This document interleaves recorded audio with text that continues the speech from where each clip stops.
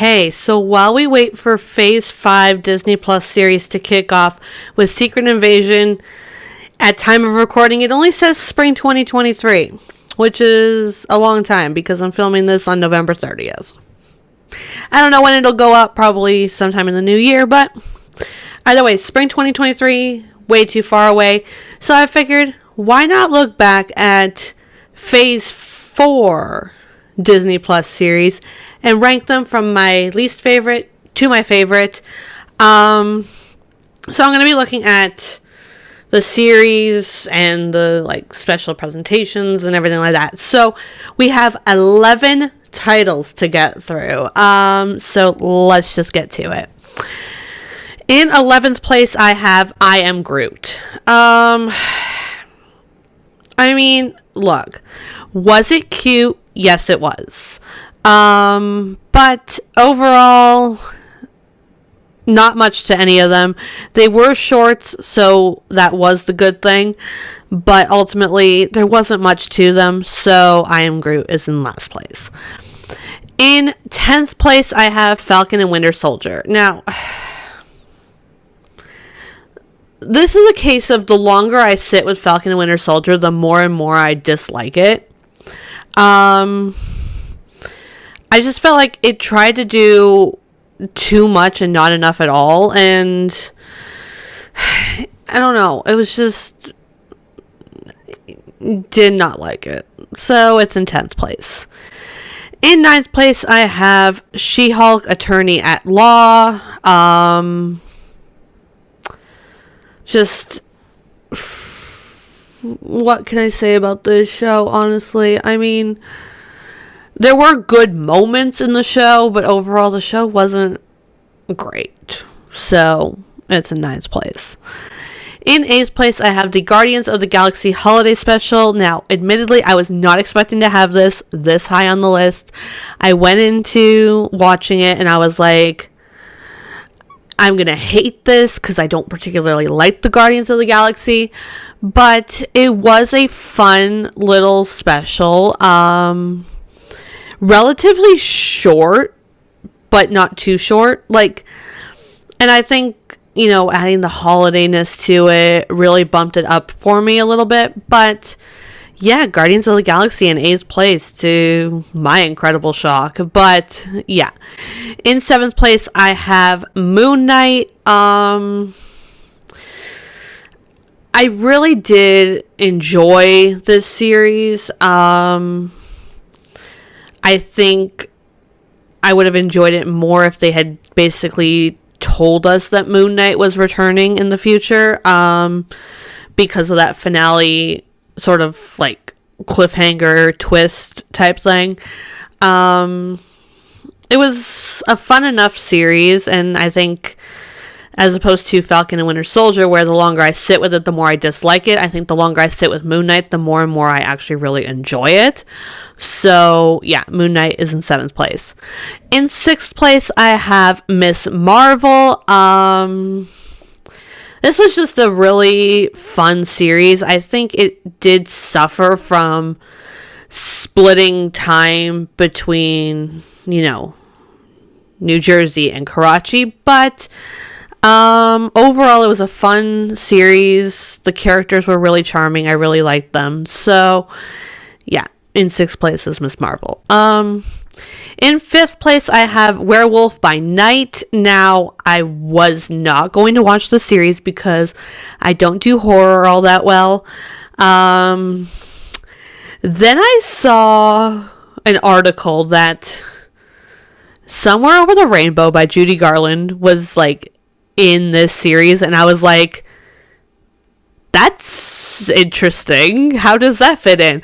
So for that reason alone, I had to go and I had to watch it, because I'm like, where is it? How does it fit in? And I have to say that after watching it, I was like, this is really cool, and I hope that the characters do come back in a bigger way, because they were really, really charming. So, yeah. In 4th place, I have Hawkeye. I think I really did love this series. I love Clint and Kate's dynamic with each other. I think that was a lot of fun. But overall, I think just like the plot of the show is like almost like completely basic. Like, Clint wants to get home for the holidays, but things keep preventing that from happening. And I don't know, I just think it was a lot of fun as a series. In third place, I have Loki. Do I think we needed a Loki series? No, I don't think we did. But the Loki series was something that was a whole lot of fun to watch. I mean, Tom Hiddleston's like amazing in everything. But I think, the mystery of like what is happening was really fun. And I think, Loki being the show ultimately that sets up the future of the MCU was an interesting choice.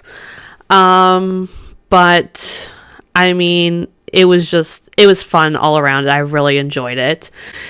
In second place, I have What If. What If was really challenging to place because all the episodes were very different. Like, there was really no through line until we got to the end. So like some episodes I really, really enjoyed and others I did not. But I think overall, like, just like the vibe and the feel of What If and those episodes that I really, really did love. I mean, I gotta have What If in second place. But in first place is WandaVision. Now, the longer I sit with WandaVision, I realize that they kind of stumbled at the end. I think episode 9 was